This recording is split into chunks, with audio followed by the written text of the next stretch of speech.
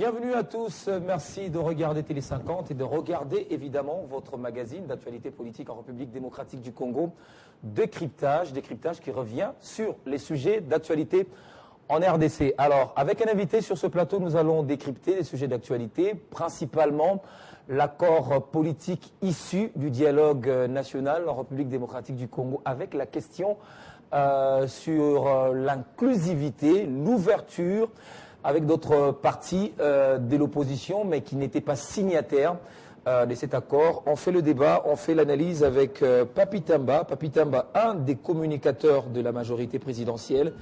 Il est notre invité. Bienvenue Papi et merci d'avoir accepté à nouveau notre invitation sur Télé 50. Merci Monsieur Zantoto, tout le plaisir est pour moi. Une question un tout petit peu anodine. Pourquoi ce nouveau look avec cette barbe sur votre menton?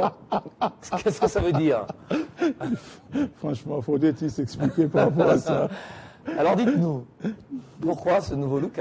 Non, c'est juste que ça me plaît, c'est tout. Ça vous plaît? Oui. Voilà. Alors, avec vous, nous allons parler politique en RDC, je l'ai dit.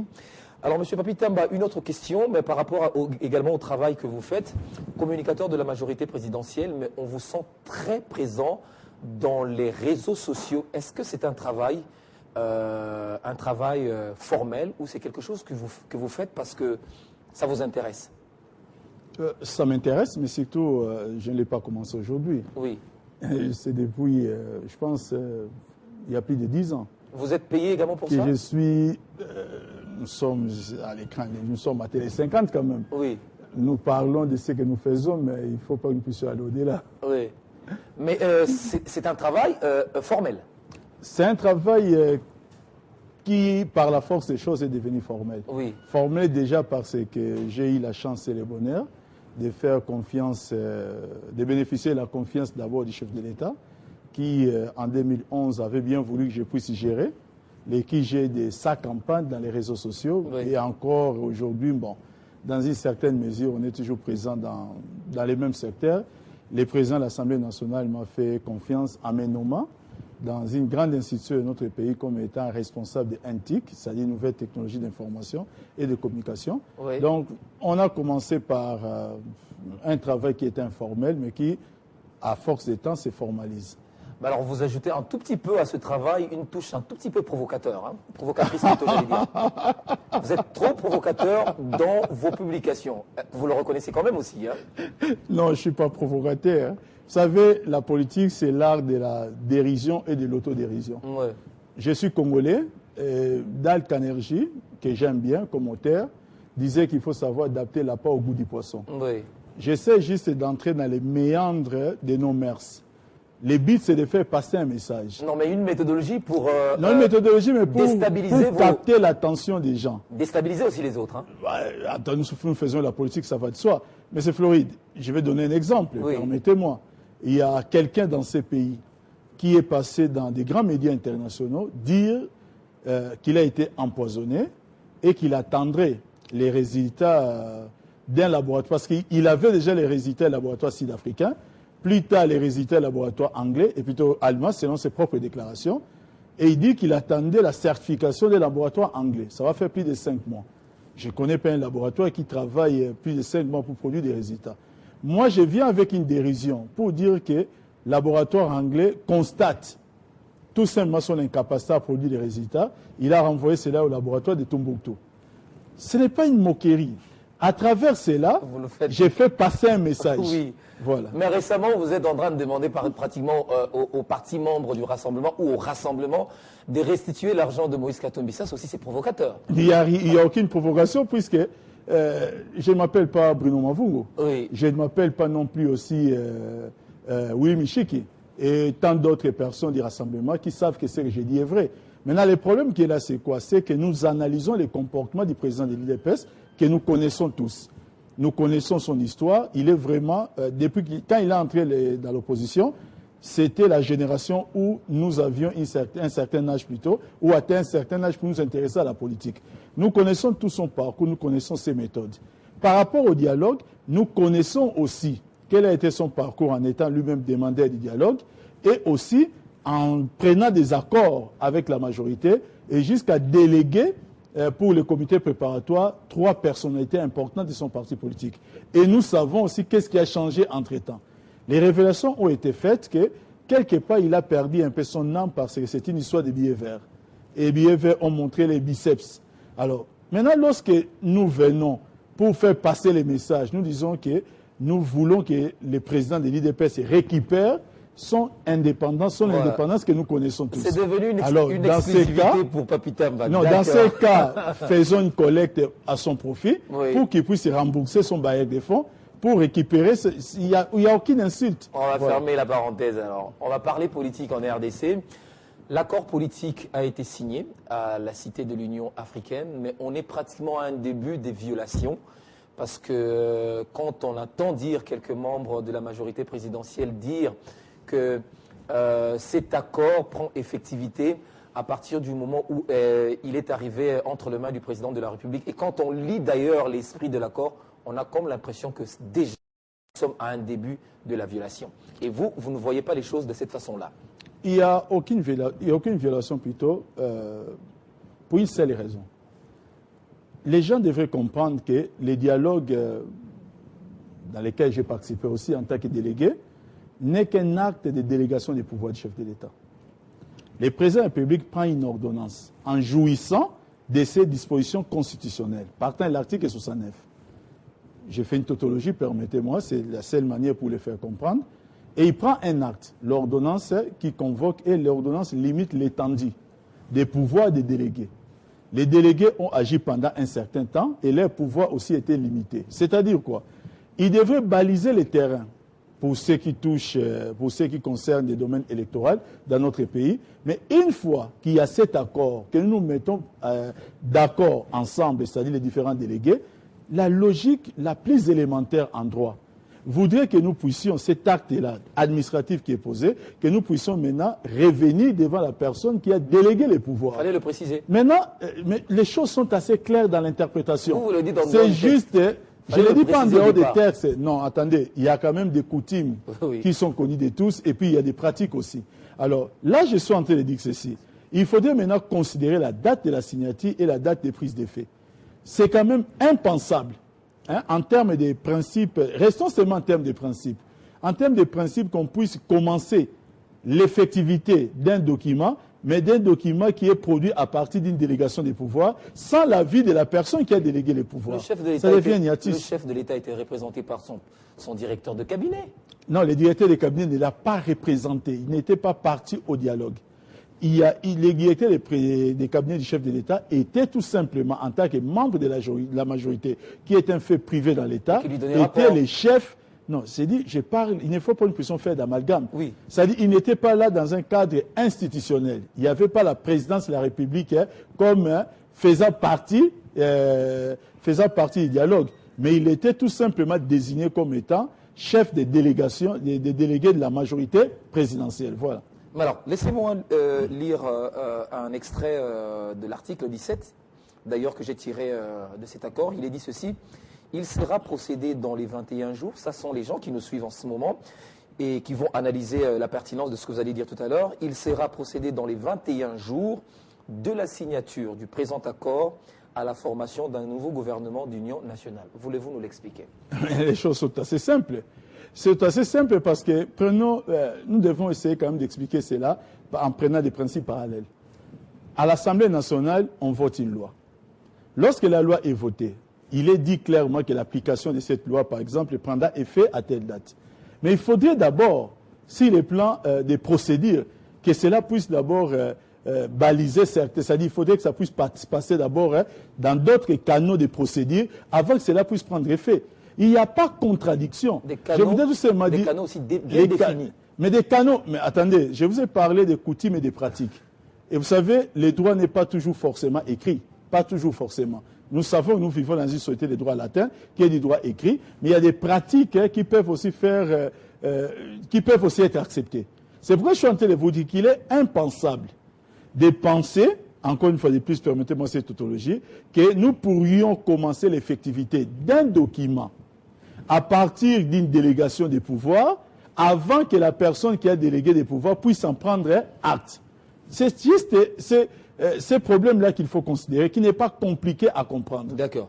Alors maintenant, dans ce cas, à quel moment faut-il considérer que l'accord a commencé sa validité? À quel moment exactement? Les 24. Le 24. Les 24, les jours où le chef de l'État a officiellement pris acte devant le monde entier de ces rapports. Et c'est à partir des 21 jours. Les 21 jours, nous allons jusqu'au 14 novembre. Alors quand est-ce que nous aurons finalement ce gouvernement? Le gouvernement reste d'abord constitutionnellement parlant. Les choix du Premier ministre restent un pouvoir discrétionnaire du chef de l'État. Oui. Dans le cadre de cet accord politique, on a essayé de donner forme à un certain nombre de mécanismes.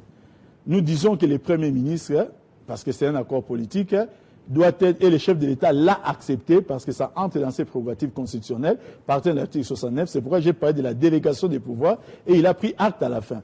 Maintenant, on dit que le Premier ministre sera ici de l'opposition politique. Signataire. Mais cette opposition politique, oui, selon l'esprit de l'article 70, même la lettre de l'article 78 de notre Constitution, doit appartenir à la majorité parlementaire.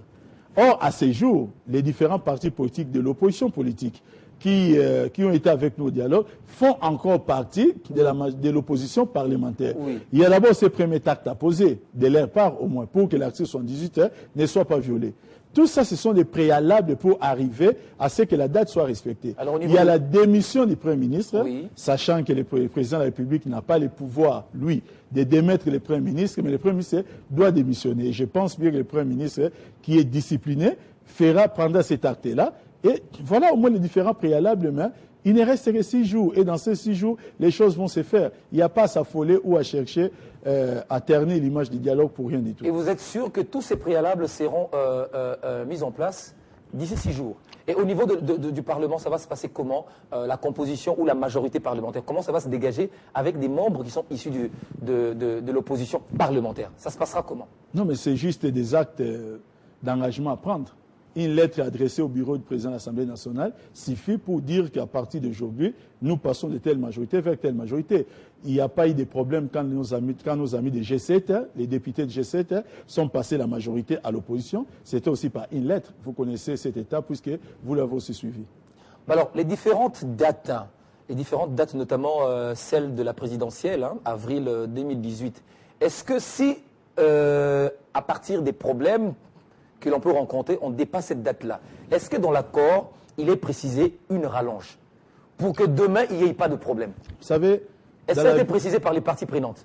Dans la vie, rien n'est fixe. Mais vous ne pouvez pas aller dans un accord politique ou dans un forum politique pour prévoir des imprévus. Je pense que ça serait un peu irresponsable d'aller avec cette conception-là. Ce qui est vrai, c'est qu'il faudrait maintenant mobiliser toutes les volontés afin que toutes les dates soient respectées. Maintenant, si il arrivait par malheur, ça peut être un cas de foudre, ça peut arriver aujourd'hui, vous attendez quelque chose et un coup de foudre. C'est qu'on peut appeler une catastrophe naturelle. Mais avec le président vous n'allez pas arrêter les mondes parce qu'il y a une catastrophe naturelle. Mais avec le président de la République, ça a été prévu, parce que nous n'avons pas pu organiser les élections à l'échéance fixée, mais il avait été prévu au cas où ce n'est pas organisé, le président de la République reste jusqu'à ce que... Non, je crois qu'il y a un peu d'amalgame à ce sujet. Oui. Nous essayons de confondre les documents et l'accord politique avec la Constitution.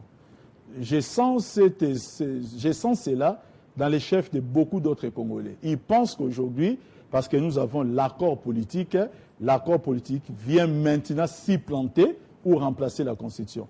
Avoir cette conception, ça serait pécher contre les règles élémentaires du bon fonctionnement d'un État. La Constitution a toujours droit de citer dans notre pays. La Constitution réglemente les compétences. Nous devons passer une période où il a été sur les plans politiques difficile à passer parce qu'il y avait des avis divergents. Nous avons pris un accord. Cet accord que nous avons pris, c'est pour que ça entre dans la moule de la Constitution et que la Constitution continue à faire, permettez-moi l'expression, son travail. Il ne faudrait pas se faire d'amalgame. Donc s'il est arrivé à une date précise de l'accord politique et que par une magie quelconque, je ne suis pas là pour être un prophète des malheurs, mais je dis si cela arrivait afin de répondre à votre inquiétude. Mais la Constitution, elle, sera toujours d'application. Voilà. Alors aujourd'hui, avec les revendications ou les revendications issues ou bien les revendications contenues dans les cahiers de charges du rassemblement fournis auprès de la Cinco, lorsque le rassemblement demande à ce que, par exemple, le président de la République, dans l'accord, il fallait que le président de la République, ou il fallait qu'il se soit précisé clairement que le président de la République ne briguerait pas un troisième mandat, ou le président de la République n'allait pas se représenter, et aussi la libération des prisonniers politiques. Vous ne voyez pas que si nous voulons l'inclusivité ou l'ouverture, il faudrait que cet aspect-là soit rajouté dans l'accord. Monsieur Fleury, il y a des choses à dire à ce sujet. Le document du rassemblement, c'est un document fourre-tout. Et je crois que nous ne devons pas nous moquer des intelligences des Congolais.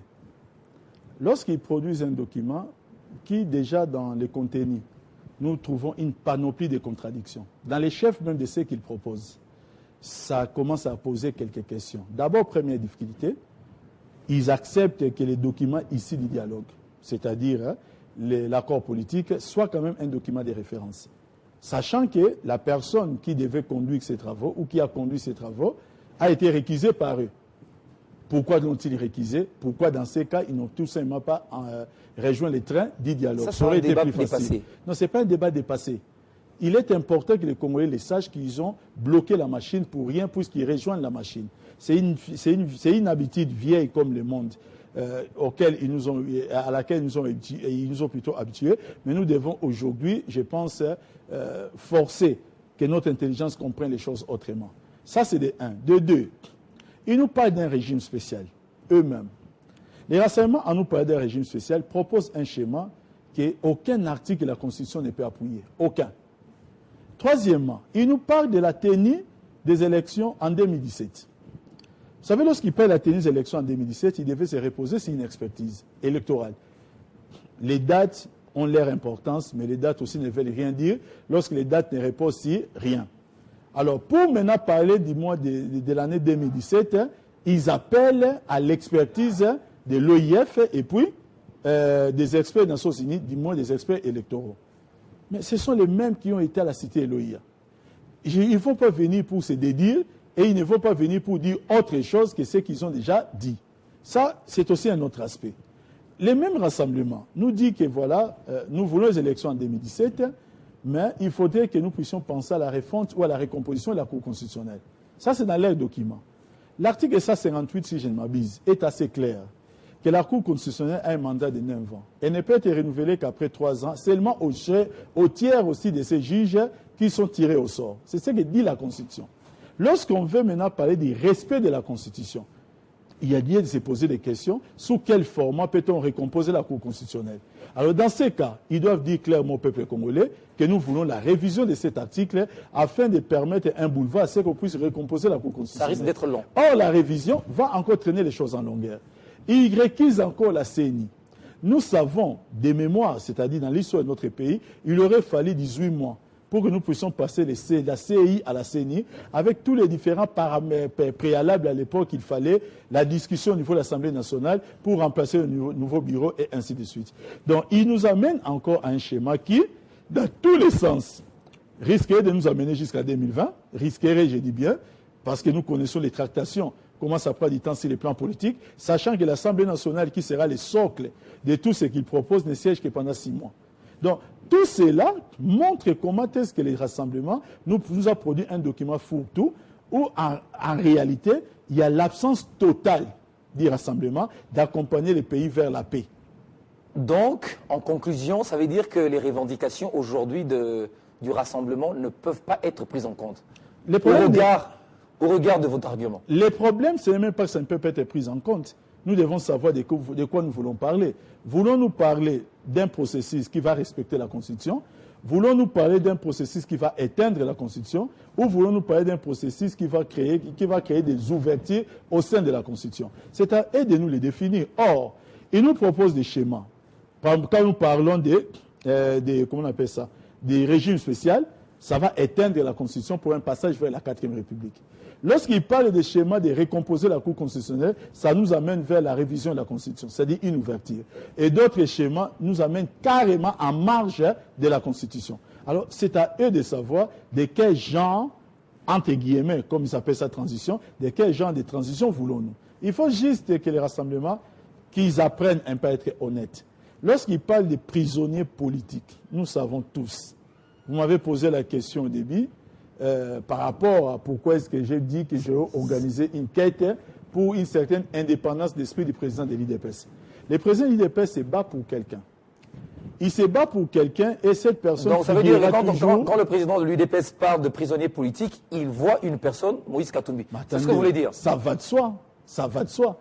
Pourquoi? Parce que dans les différents préalables, avant qu'ils puissent faire alliance avec Moïse Katumbi, ils n'ont jamais posé les problèmes en ces termes. Et vous aussi, au niveau de la majorité, vous ne voulez pas donner cela parce que vous dites Moïse Katumbi, s'il vient, ce n'est pas une question ce sera un élément dérangeant. Ce n'est pas une question de la majorité, c'est un problème qui touche la justice, mais sur les plans politiques. Nous devons quand même réfléchir pour réhabiliter ou bien pour nous battre par rapport à la fierté de notre pays. Monsieur Floride, vous avez un monsieur, un homme seul, je dis bien seul. Je ne parle pas d'un clan, je ne parle pas d'une tribu.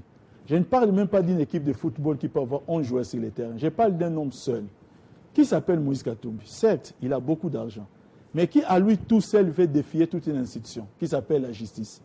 Cette personne est dans l'exercice de faire enlever des magistrats, de faire disparaître des dossiers, avec des greffiers, ainsi de suite. Il fait le tour du monde pour discréditer l'institution qui s'appelle la justice.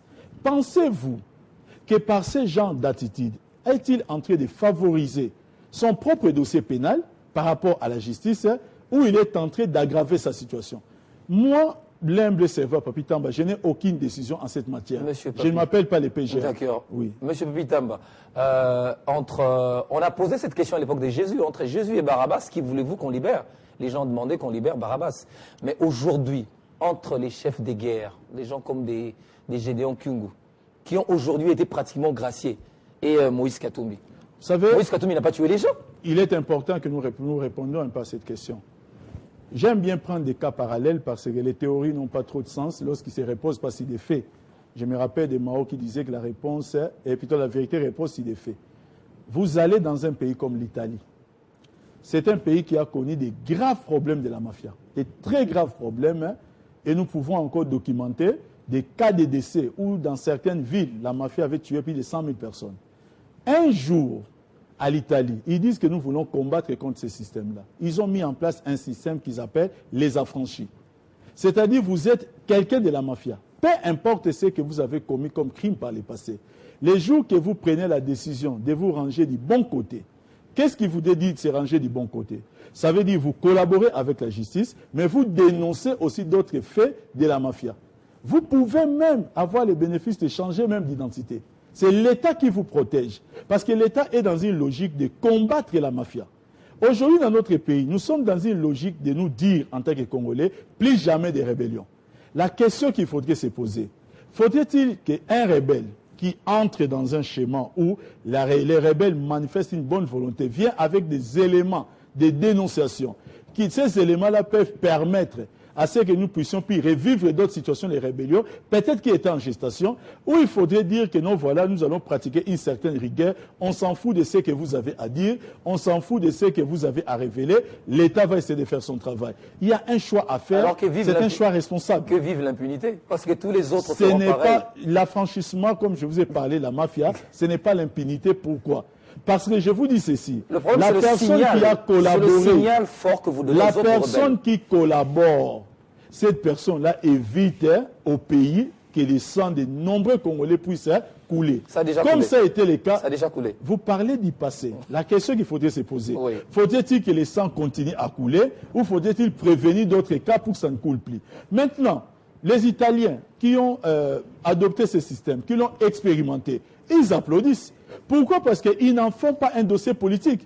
En République démocratique du Congo, il n'y a que ceux-là qui cherchent à faire de chaque cas, de chaque situation, comme étant un dossier politique, qui vont essayer de chercher dans tous les sens comment nous conduire dans des sens où on va ternir l'image des uns, on va essayer peut-être de faire ceci pour les autres, ainsi de suite. Non, soyons républicains, soyons congolais. Voilà. Alors, en parlant du format un tout petit peu du gouvernement d'union nationale qui sera mis sur pied, est-ce qu'on dépassera un format de 45? On va évidemment atteindre 60 ministres au sein du gouvernement, avec à la fois la majorité, l'opposition, la société civile. C'est évident qu'on atteigne 60 membres. Vous savez, tout ce que je sais, c'est que comme vous avez dit qu'il y aura la majorité, il y aura l'opposition et il y aura la société civile. Maintenant, vous me posez la question si l'architecture de ce gouvernement, je peux vous le dire publiquement sur les plateaux que je n'en sais rien. Je n'en sais rien. Parce que la réalité, aujourd'hui, ça court que nous atteindrons 60 ministres. Mais quand on regarde également le budget, les priorités électorales, de l'argent qu'il faut mettre de côté pour organiser les élections, ça va être compliqué. Vous savez, M. Floride, avant de vous connaître, je pensais que vous étiez une fille. Seulement parce que des rumeurs couraient plutôt la rue, que M. Floride Zantoto, c'est une femme. Les jours que j'ai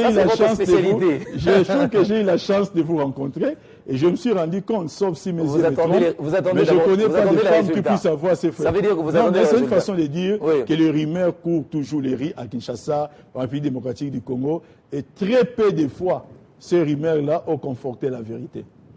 Alors, aujourd'hui, finalement, si le rassemblement ne rejoint pas ce dialogue, le rassemblement ne devient pas signataire de ce dialogue, nous allons partir avec le rassemblement. Sans le rassemblement, est-ce que nous aurons la sérénité dans ce pays? Non, vous savez, poser la question en cette matière, c'est chercher à déifier certaines personnes. Et vous savez, nous ne sommes que des humains. Et Dieu ne voudrait pas que nous puissions prendre sa place. Nous sommes dans un pays où il y a des millions de Congolais. Et parmi ces millions de Congolais, il y a d'autres personnes qui ne doivent pas penser qu'à eux seuls, ils ont une télécommande pour brûler ce pays. Non. Les Congolais sont de plus en plus matures. Vous avez vu ce qui s'est passé le 5 novembre. Ils sont de plus en plus matures. Le train est en marche. Les amis viennent avec des schémas qui violent la Constitution, mais on leur dit, vous avez l'ouverture pour nous rejoindre. Ils peuvent faire les choix comme ils ont fait les choix en 2005. En 2005, ils ont fait le choix de ne pas accompagner les processus de paix. Parce qu'ils ont même fait des menaces au pays, comme ils en ont l'habitude. Que si le 30 juin 2005 à minuit, rien n'est fait dans le sens qu'ils voudraient, tout va s'arrêter. Heureusement, en 2011, un jour, j'étais encore à Paris, j'ouvre France 24 et je vois quelqu'un qui avait défié le pays en 2005, mais qui dit que bon, voilà, je suis candidat en 2011 et cette fois-ci, j'irai jusqu'au bout. J'ai seulement dit que c'est la République qui a montré ses biceps. Et je peux vous le dire, la République est très solide et la République montrera toujours ses biceps par rapport à n'importe quelle forme de menaces ou de caprices. Ce n'est pas les souhaits. Voilà. On va finir cette émission avec ces dernières questions. Vous avez dit, Mao a dit, la vérité repose sur les faits. Qui, du président de la République et de la Synco, a sollicité les consultations? Vous savez, la Synco est dans une démarche des bons offices.